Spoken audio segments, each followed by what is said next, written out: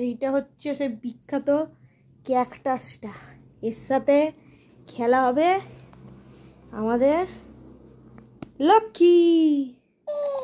লক্ষ্মী লক্ষ্মী চলো সবাই দেখতে থাকা, আমি খুলতে থাকি। কোথায় গেল লক্ষ্মী? আয়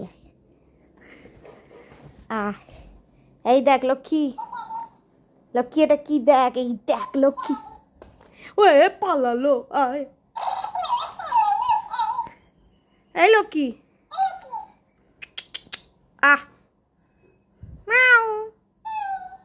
তুই ভয় পাচ্ছিস কেন? এটাকে সবাই পছন্দ করে।